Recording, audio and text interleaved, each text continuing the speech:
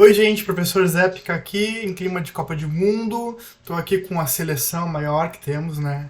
Grêmio, 1983, Mundial. Mas brincadeiras à parte, estou aqui para a gente poder começar a conversar sobre a nova gestão pública que a Ana Paula Paz de Paula vai propor no livro dela, Por uma Nova Gestão Pública. E a gente começa, então, no primeiro capítulo do livro, falando da edificação da nova administração pública. Como está em clima de Copa, a nossa aula é toda em clima de Copa, tá? Então vamos lá, a gente começa aí sobre o que nós vamos falar. A gente vai falar sobre a construção do liberalismo, neoliberalismo, né? Essas ideias que ficam na administração pública, as escolas austríaca, a escola de Chicago, o Montpellier Society, a teoria da escola pública, da escolha pública, que é a escola de Virgínia, né? A crise do Ford e depois a crise do Fordismo e social-democracia. A grande pergunta que a gente tem para responder aqui é a seguinte, ó: qual é o papel do Estado?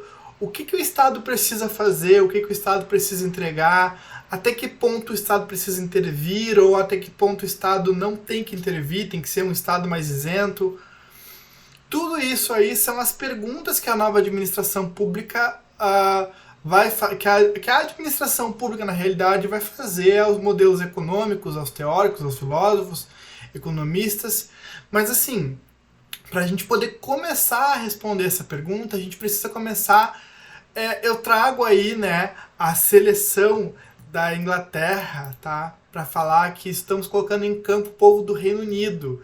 A gente tem todo um pessoal do Reino Unido, né, vários autores teóricos aí que vão começar a desenvolver aquilo que a gente chama de pensamento liberal e depois pensamento neoliberal, tá? Então, assim, esse pensamento liberal ele vai crescer, ele vai tomar uma forma, ele vai funcionar até certo ponto, mas em algum momento a gente vai ter uma ruptura desse movimento, né? E aí, quando ele vai ser relido, repensado, é que ele vai ser o que a gente vai chamar de neoliberalismo, né? Então vamos lá, gente, avançando, trazendo aí a seleção, vamos mostrar quem é a escalação do Reino Unido. A gente começa aí com o primeiro, né, o Thomas Hobbes.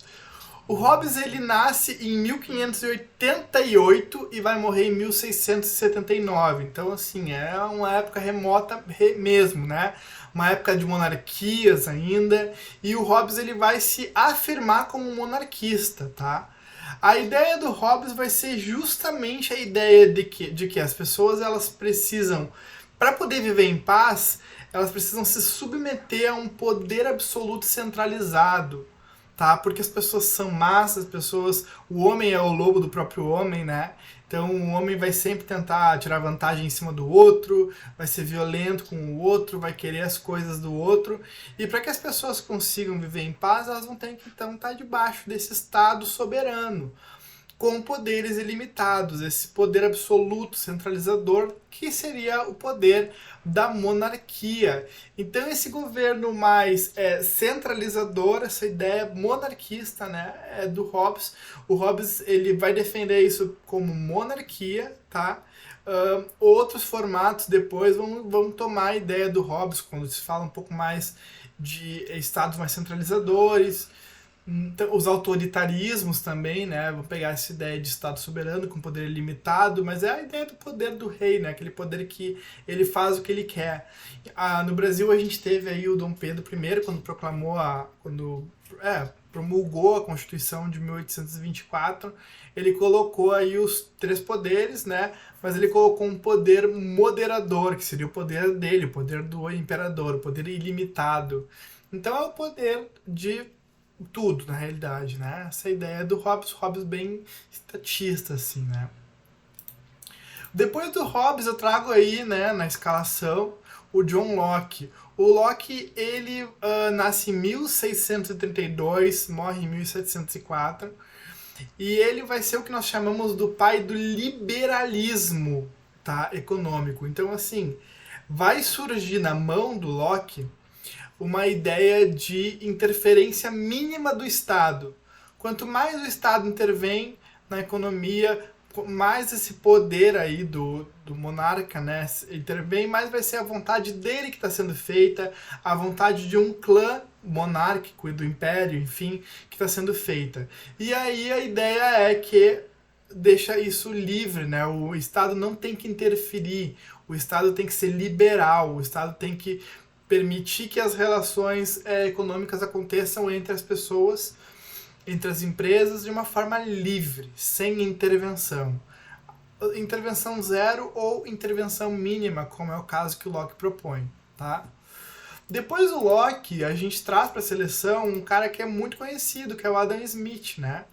O Adam Smith ele vai nascer em 1723 e vai morrer em 1790. Toda essa galera aí é do Reino Unido, tá?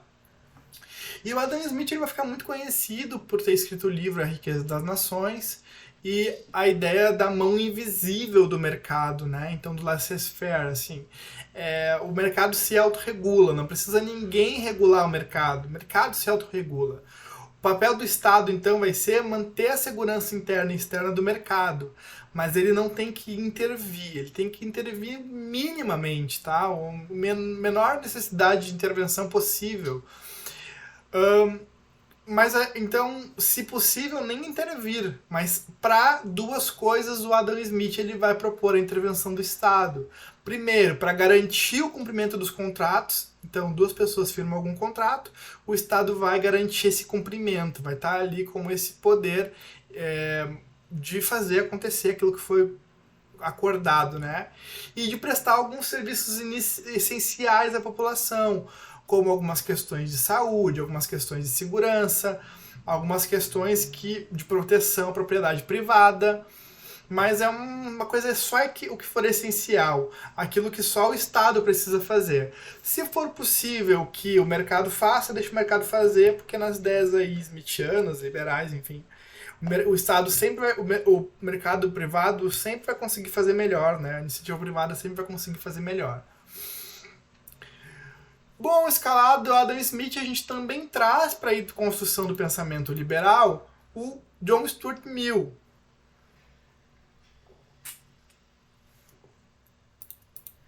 O John Stuart Mill ele nasce em 1806 e vai falecer em 1873. E ele vai ficar conhecido como o pai do utilitarismo, tá? O pai do utilitarismo. O que ele vai dizer? Qual é a ideia do Mill, tá? É o seguinte, que as pessoas elas sempre vão agir de forma a produzir a melhor quantidade, a maior quantidade de bem-estar. Então o homem ele é um ser que ele sempre vai estar pensando qual é a maior quantidade de bem-estar que ele pode ter. Então as decisões do homem não são decisões romantizadas, não são decisões psicológicas, né? O Mill ele brigaria muito aí com a galera de Hawthorne, Welton Mayo, né, Escola das Relações Humanas. Ele vai dizer que esse fator humano ele não é assim, porque para ele o homem ele é autônomo, ele é calculista, ele é racional, ele é egoísta.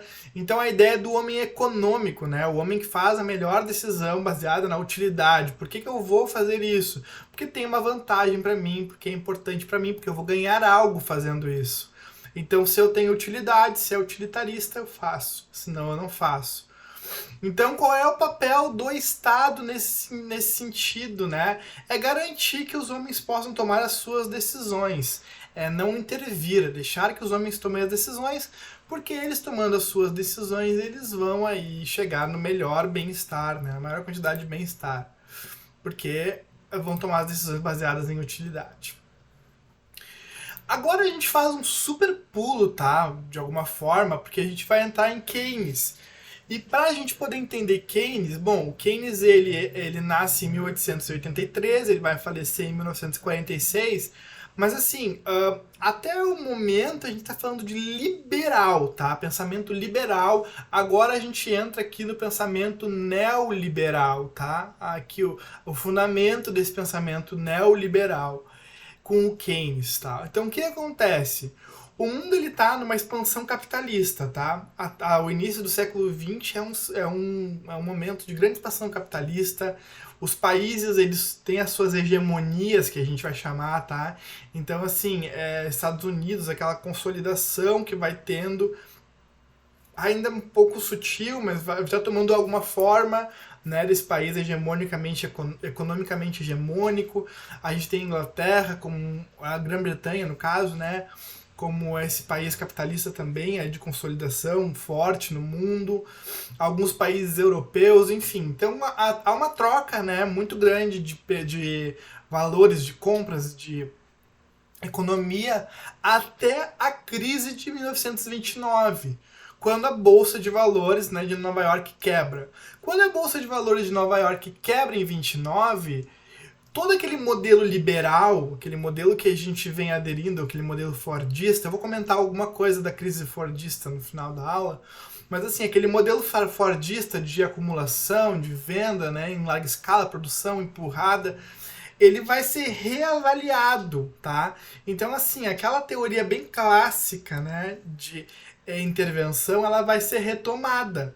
Aquela teoria lá, se a gente for voltar, né, aquela teoria bem hobbesiana, ela vai voltar de alguma forma, né, esse clássico, mas vai ser relido. Então ele é um neoclássico.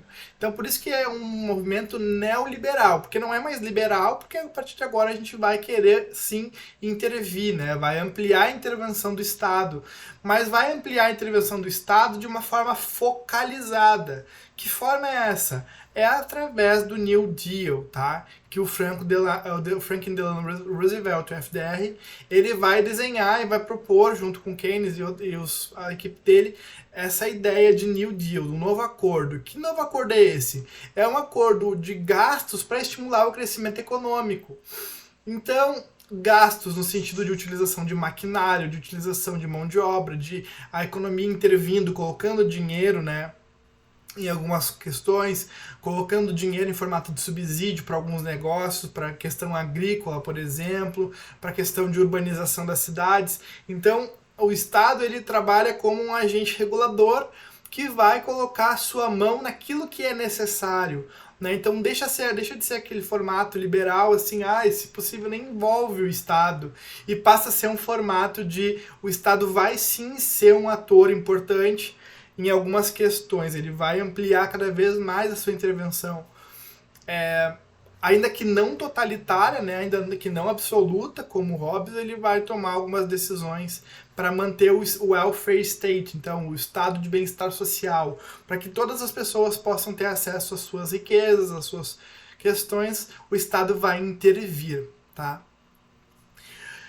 Gente, daí a gente avança para falar da Áustria, tá? Da escola austríaca. Eu chamo aí uma nova seleção, a escola austríaca.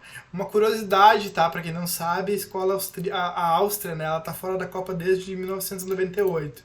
Por isso que a gente não tem nada de novo assim, né? A foto é antiga. Mas enfim, quando a gente entra na escola austríaca de economia, a gente vai ter aí uma escola ainda mais liberal, tá? E a gente poderia chamar essa escola até de libertária, assim. No sentido de que vamos tentar entender isso através aí da sua escalação, tá? Olha só, a gente começa com o Ludwig von Mises, o Mises, tá? Então assim, ó, enquanto nos Estados Unidos, nesse período, a gente tem o Keynes, né, o keynesianismo com a ideia de intervenção na sociedade, o Mises ele nasce em 1881, 1973, né? Ele estava aí ficou um pouquinho mais vivo que o Keynes, mas daria tempo deles tomarem um café e conversar, né? Que conversa não sairia. Porque o Mises ele vai ter uma ideia de total repúdio à intervenção estatal. Para o Mises é aquela ideia quase assim, liberal, totalmente liberal, tá? Repudio completamente a intervenção estatal. Deixa que os negócios, que as pessoas elas se gerenciem. Deixa que a mão invisível efetivamente funcione, tá? Então o Mises ele vai ser esse grande propulsor da ideia liberal, mas ele vai ter um discípulo muito importante que vai ser o Hayek, tá? O August von Hayek. O Hayek, então, ele nasce em 1889, o ano até que a gente proclama a República no Brasil, e ele falece em 92, o ano que eu nasci. Então ele é muito importante, tá? Brincadeiras à parte, gente. O que acontece? Ele é o assistente do Mises, então ele é um discípulo do Mises, tá? E ele vai desenhar todas as ideias dele baseado nesse repúdio que o Mises tem à intervenção. E ele vai desdobrando isso, né, na oposição que ele vai fazer, por exemplo, aos modelos coletivistas de organização. Então, assim, o nazismo, o stalinismo para ele vai olhando isso e vai dizendo: isso não dá certo, essa intervenção toda não dá certo, eu repudio esse formato coletivista, esse formato interventor da economia. A economia planificada, que a gente chama, né? A economia toda no mesmo plano, na mão de um poder executivo, na mão de um imperador, na mão de um presidente, de um Führer, né? Então esse poder autoritário, esse autoritarismo, ele repudia completamente, tá? Porque ele vai ser um grande defensor do livre mercado. E ele vai dizer o seguinte, que há instabilidades no governo, quando há excesso de governo. Se tem muitas pessoas no governo, o governo é muito inchado, o governo vai estar sempre instável, tu nunca sabe o que vai acontecer naquele governo. Então, assim, ó, a grande ideia do Hayek é o seguinte: é poucas pessoas no governo, intervenção a mínima necessária, tá? E inclusive ele vai rejeitar o direito de que as pessoas participem das decisões, de que o povo participe. Então essa cúpula vai ser quem vai decidir. Né? E ele vai dizer o seguinte: nós precisamos de liberdade econômica em todos os espaços. E essa liberdade também tem que ser encontrada dentro da família. Então, para ele, cada família é um empreendimento. Cada família é um espaço liberal de tomada de decisão. Então, essas micro decisões vão ser o que vão formar a decisão total. Então, não vai participar efetivamente da política, não vai participar efetivamente das decisões o povo, né? E sim uma cúpula que vai tomar algumas decisões essenciais, mas não vai participar. Não vai ser tão... O estado vai estar menor, né? Não vai ser um estado tão inchado. Selecionado o Hayek, a gente fecha aí a seleção austríaca e a gente abre a seleção. Aí eu trouxe a seleção dos Estados Unidos, né? Mas na realidade o que eu quero chamar a atenção é para a escola de Chicago. Chicago é uma cidade do estado de Illinois, dos Estados Unidos. Então tá aí a seleção dos Estados Unidos para a gente poder discutir. Então eu vou abrir aí essa seleção da escola de Chicago com o Friedman, tá? E nesse momento aí meio que é uma seleção de um homem só, tá? Para as ideias aqui. Porque o Friedman ele vai ser o grande ícone dessa escola, tá? A escola de Chicago ela vai se desdobrar aí numa ideia neoliberal também, tá? É um novo olhar aquele formato liberal lá daqueles do início do século 17, 18, tá? Então o que acontece? O Friedman ele vai lançar a abordagem empírica para o neoliberalismo através do monetarismo. O que acontece? Para o Friedman, quanto mais demanda tem, mais os preços vão subindo. Então, se tem muita demanda, o preço sobe, então acaba que tudo inflaciona, tá? Tudo vai tomando uma inflação. E aí o custo já não é o mesmo, o preço já não é o mesmo, então fica esse valor assim inflacionado das coisas. Qual seria a solução então? A solução é essa política fiscal do governo baseada em tributos e gastos governamentais. Então o governo ele precisa sim intervir. De que forma? Cuidando dos tributos e dos gastos governamentais. Ele vai tributar algumas questões, ele vai ter alguns gastos específicos para que ele consiga ter um controle, tá, da moeda corrente, que é a grande solução proposta pelo Friedman, né? O lastro e o controle da moeda corrente. Para isso, a ideia do Friedman é ter um estoque físico da moeda, onde tu vai controlar a emissão de moeda, porque se tu emite moeda demais, tu acaba inflacionando, o dinheiro perde o seu valor. Essa ideia monetarista vai ser a base aí para o princípio da escola de Chicago desenhar o papel do Estado. Então o papel do Estado ele volta a ter aquele papel ali de alguma forma bem livre, tá? O Estado bem livre, as relações bem livres, mas o Estado tem sim seu papel. Então um dos papéis do Estado vai ser determinar e arbitrar as regras do jogo, né? Como que as pessoas fazem negócios. Também determinar e proteger a liberdade das pessoas, a liberdade privada daquilo que as pessoas têm de acumulação de capital. Estabelecer lei e ordem, né, nas relações entre as pessoas, mas em tribunais, na questão judiciária, fazer valer os contratos que as pessoas fazem entre si, né, manter o mercado competitivo. Então, assim, o Estado vai intervir para quê? Para que as pessoas possam competir entre elas. A ideia de intervenção é uma intervenção para garantir a competitividade, não para garantir o welfare state, né? O bem-estar social. Já não é essa a lógica.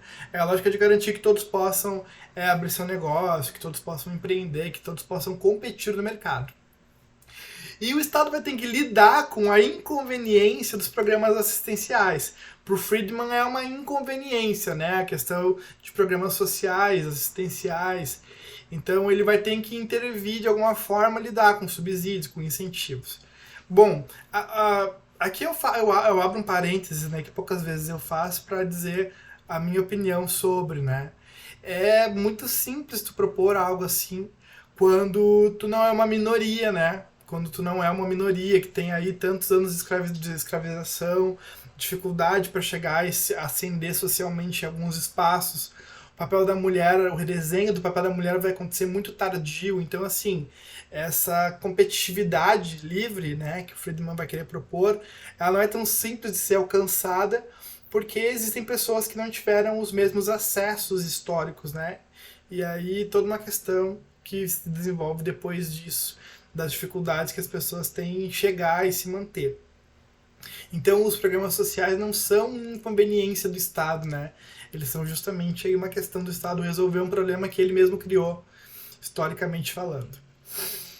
Feito o meu parênteses aí, né, minha briga com Friedman, a gente pode avançar para falar do Mont Pelerin Society, tá?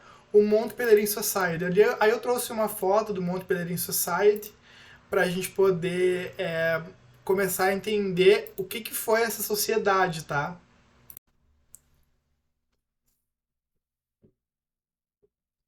O Mont Pelerin Society vai ser então uma sociedade, né, desenvolvida em 3 centros de poder. Os 3 centros de poder, então, assim, a Áustria, né, a escola de Chicago, que a gente já vem falando, e Londres, tá? São os 3 centros de poder da Mont Pelerin Society. Essas pessoas elas vão se dividir em 2 grandes grupos, tá? Essa sociedade se divide em 2 grandes grupos. Então, um primeiro grupo, os anarco-liberais, e um segundo grupo, os neoliberais. O primeiro grupo, os anarco-liberais, vão ser as pessoas aí de liberalismo puro, tá? Aquela questão de Estado mínimo, Estado menor possível, né? Um Estado que vai ter uma decisão única, exclusiva de manter ordem, segurança, mas ele não vai intervir, ele vai apenas manter aí as condições das pessoas no mercado, né? Aquela questão de contratos, mas ele não vai intervir, ele não vai tomar decisões econômicas nesse mercado. Ambos os grupos são liberais, né? Tanto anarco-liberais quanto neoliberais. O anarco-liberal é o seguinte: é a questão livre, né? A mão invisível, não precisamos de alguém, porque nós temos a mão invisível que vai resolver isso. Né? Isso vai se regular automaticamente, é uma regulação automática para o mercado. Os neoliberais, eles também vão olhar para essa questão de Estado mínimo, tá? Mas eles vão perceber que o Estado precisa de algumas intervenções. O Estado precisa colocar a mão em algumas coisas. Então, primeiro, o Estado precisa proteger da segurança as pessoas e a propriedade privada. O Estado precisa garantir a autossuficiência no desenvolvimento da nação. Então, ele precisa estar cuidando como é que está essa industrialização, se está acontecendo o desenvolvimento, distribuição de renda. Né? O Estado precisa construir e garantir que essa estrutura para competição e cooperação ela se consolide, ela seja feita para que exista livre mercado. Então, precisa haver uma estrutura para competição, tanto interna, no mercado interno da nação, quanto fora, né? Para que haja livre mercado, tanto interno quanto de forma externa, né? Política externa de outros países. E aí os neoliberais eles vão colocar que não é a igualdade material que o Estado tem que conceder, e sim uma igualdade de competição. Então o Estado não tem que estar aí subsidiando as pessoas para que elas consigam as coisas, né? E sim subsidiando as pessoas para que elas consigam competir no mercado. É aquele discurso de contra cotas, contra qualquer intervenção de subsídio, né? E sim, a pessoa tem que concorrer de forma igual pelos espaços. Daí um pouco da crítica que eu faço ao Friedman, eu abro meu parênteses de novo e faço aqui, né? Porque não é tão simples, né? As igualdades materiais, às vezes, as pessoas não têm aí uma questão histórica amparando elas de chegarem nos mesmos espaços, de conseguirem prestar os mesmos concursos, né? Conseguir prestar as mesmas provas porque não tiveram um estudo adequado, enfim. Essa discussão ela é enorme, mas só quero dar esse pontapé assim para não ficar tão calado diante das ideias, tá? Essa Montpellier Society ela é tão importante que ela vai... Duas pessoas daí vão ganhar prêmios Nobel, tá? Então, assim, o Hayek, que a gente já olhou ali, ele vai ganhar um prêmio Nobel em 1974 e o Milton Friedman em 1976, com as ideias deles, tá? De tão importante que esse formato vai ser para a economia mundial e para a administração pública. Avançando, gente, a gente tem aí a teoria da escolha pública, que vai surgir dessas discussões, tá? A teoria da escolha pública ela vai se desenvolver principalmente na escola de Virgínia. E aí eu trago aqui os dois principais pensadores dessa escola, Zé Felipe e Virgínia. Não, mentira, gente, palhaçada. A gente tem dois principais teóricos, tá? O primeiro deles é o Schumpeter, tá? Então, assim, o Schumpeter... Ele é austríaco, então ele é base para a escola de Virgínia, na realidade, né? Ele é um austríaco base para as ideias que vão vir depois. Ele nasce em 1883, falece em 1950. E o que o Schumpeter vai propor? Ele vai propor o seguinte, né? A teoria da escolha pública é a seguinte. A política e os políticos, eles não necessariamente estão voltados para o bem-estar da sociedade, para o bem comum da sociedade. Por quê? Porque ele vai beber aquela ideia do pressuposto utilitarista, tá? De que a pessoa que está tomando a decisão, que está escolhendo, né, num cargo público, ela está escolhendo sempre pelo seu melhor estado, pela sua melhor decisão. Essa pessoa é egoísta. Então, é um pressuposto de eu escolho o que é melhor para mim. Então, eu vou realizar o meu interesse privado. Se o meu interesse privado é o interesse da nação, daí eu vou acabar agindo em prol do interesse da nação. Mas se o meu interesse privado for o meu interesse, eu vou agir em prol do meu interesse. Tá? Eu não vou agir necessariamente em prol do bem comum da sociedade. Então, a teoria da escolha pública, ela nasce no Schumpeter nessa ideia de que os políticos eles tomam decisões baseadas naquilo que é bom para eles, não necessariamente o bem-estar da população. Essa teoria ela vai voltar, ou ela vai ser desenhada efetivamente nos Estados Unidos com o Niskanen, tá? Então o Niskanen, ele nasce em 1973, falece em 2011, ele vai desenvolver as ideias dele ali no governo Reagan na década de 80, tá? E ele vai dizer o seguinte, ó, bem utilitarista o pressuposto, tá? Um comportamento maximizador de lucros, que orienta tanto as pessoas do setor privado quanto do setor público. Então as pessoas que decidem as coisas, elas decidem tanto no setor privado quanto no setor público, visando sempre o lucro, visando sempre a vantagem financeira.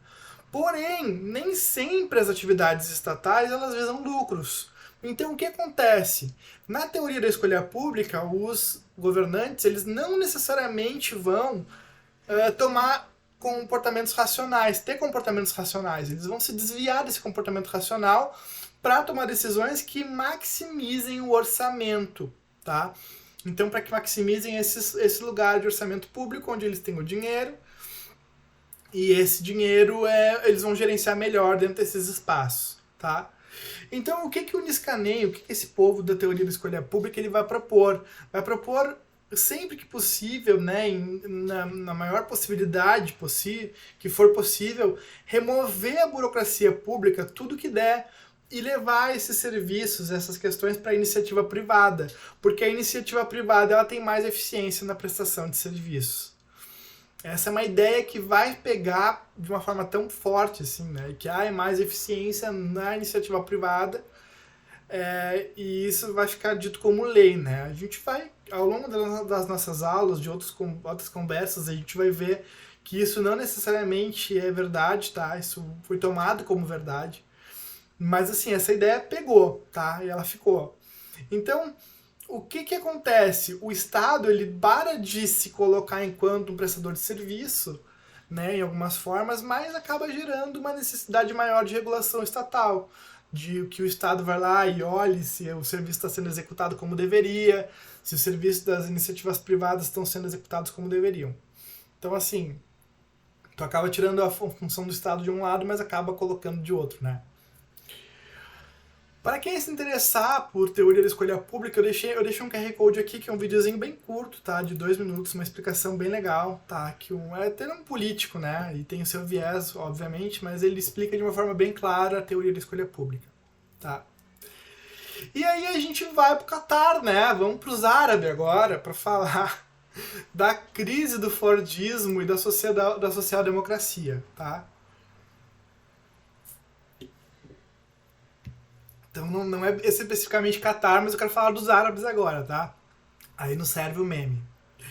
Gente, olha só. Crise do Fordismo e da social-democracia. A gente precisa entender isso começando na questão do pós-guerra, tá? A gente tem, assim, ó... depois da guerra, a gente tem uma ideia de Fordismo e de keynesianismo muito forte, tá?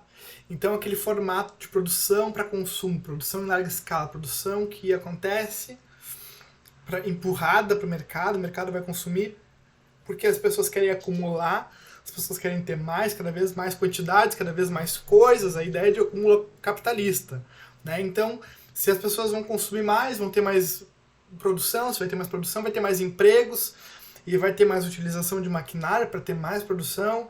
Então, assim, ó, esse formato fordista, ele acontece, ele funciona muito bem, tá?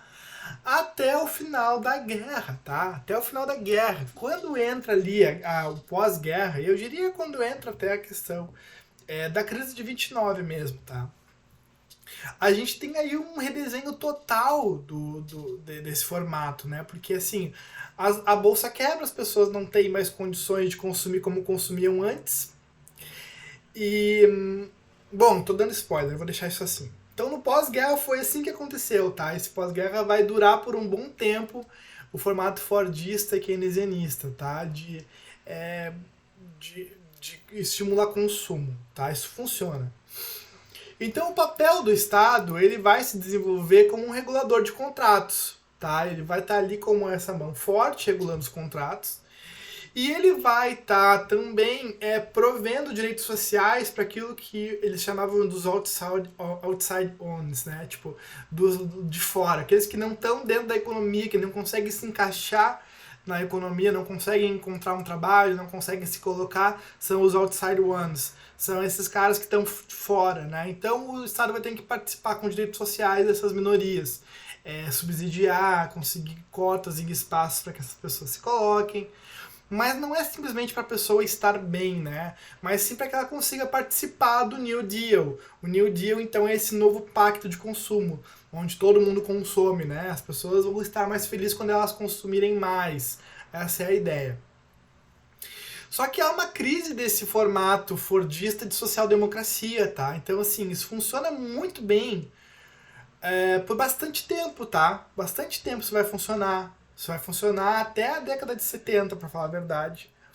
Esse formato fordista keynesianista.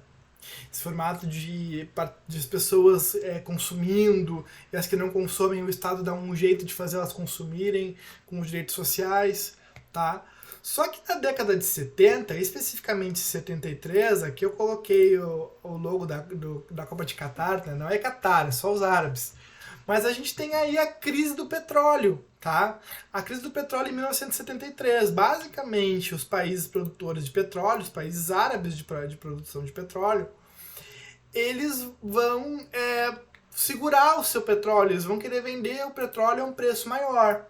Se eles dizem, a maior produção de petróleo é nossa, a gente pode colocar o preço que a gente quer e a gente pode segurar esse preço para mais. Então a gente vai segurar esse preço para mais. E aí, só que assim, ó, essa não exportação de petróleo, né, ou exportação a um preço absurdo, gera em 73 a crise do petróleo, tá? Onde simplesmente não há petróleo. Aqui eu botei uma foto, né, do pumps closed, né, as bombas fechadas, não tem petróleo, não tinha gasolina, né? Então imagina a nossa economia hoje sem transporte, sem gasolina. Até comentei alguma coisa disso em História da Logística, para quem quiser lembrar do conteúdo e voltar, tá aí no canal. Mas enfim, em 73 tem a crise do petróleo. Então o que acontece? Há uma inflação acelerada, absurda, então uma estagnação daquilo que as pessoas conseguem consumir, porque o preço das coisas fica muito alto, né? Porque o preço da gasolina impacta no preço do preço do transporte impacta no preço do produto, na disponibilidade do produto, então há uma estagnação de consumo, há um grande choque, né, nesse sentido. Então aquele equilíbrio de bem-estar social, que estava tudo dando certo, as décadas, né, que são consideradas grandes décadas de ouro, essas coisas que se colocam na literatura, né, os milagres econômicos das nações, esse equilíbrio ele é comprometido porque há uma estagnação da economia. O que acontece? Acontece, então, uma reestruturação produtiva baseado nessa crise do Estado. O Estado ele não consegue fazer a manutenção do bem-estar social, ele não consegue fazer a manutenção do direito social para consumo, então o Estado entra em crise e precisa ser feita uma reestruturação produtiva. E qual formato vai ser feita? No formato de acumulação flexível, toyotismo, tá? Então todo o sistema produtivo, em vez de ser empurrado, ele passa a ser puxado. As ferramentas, né, aí ferramentas japonesas, de Kanban, e o formato produtivo do toyotismo ele vai entrar de forma muito grande, muito violenta também para esse lado de cá, tá? Então assim, ó, aquilo que era o welfare state, aquilo que era o bem-estar social, o grande olhar, né, dos governos, da administração pública, ele acaba se tornando cada vez mais residual, cada vez mais menor. Né? A gente não se preocupa tanto assim com esse bem-estar social. A gente se preocupa mais com a questão do livre mercado. Por quê? Porque se a gente se preocupa muito com o bem-estar social, a gente não deixa as empresas competirem. E aí há uma necessidade de competição por um formato toyotista de produção, né? Então, o que acontece? Há uma desregulamentação trabalhista.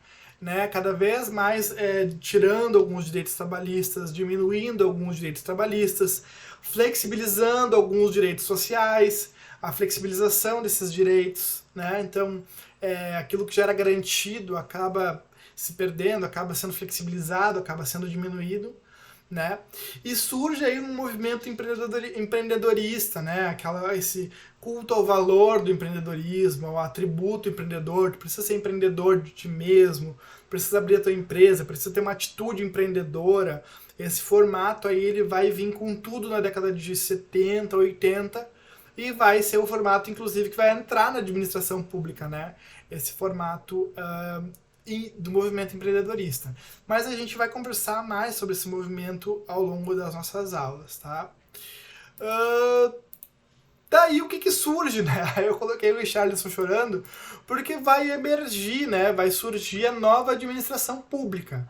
Esse formato gerencialista de administração pública, que vai ter um grande olhar para livre mercado, mas ele não vai ter um olhar para questões, vai ter um olhar cada vez menor para questões sociais. Por isso que eu botei o Richarlison chorando aí, né? Porque deixa muito brasileiro chorando. Né? Mas brincadeiras à parte, a gente vai entender melhor também essa nova administração pública ao longo das nossas aulas. Mas a ideia aqui era trazer, então, essa edificação da nova administração pública. Como que nós chegamos a um modelo de administração pública gerencialista para o mercado e aquela coisa toda, tá?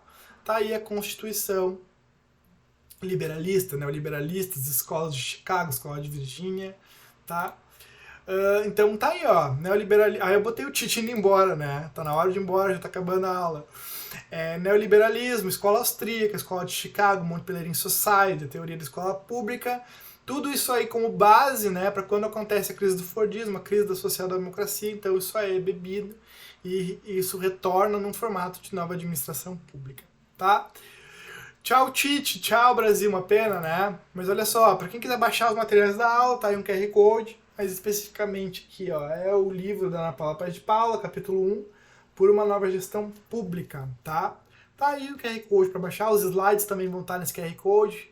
Vou colocar na descrição do vídeo também para quem quiser baixar, tá? E te vejo na semifinal. Agora é Marrocos, né? Agora, não sei. Tô gravando essa aula antes do Marrocos jogar, vamos ver se tá certo.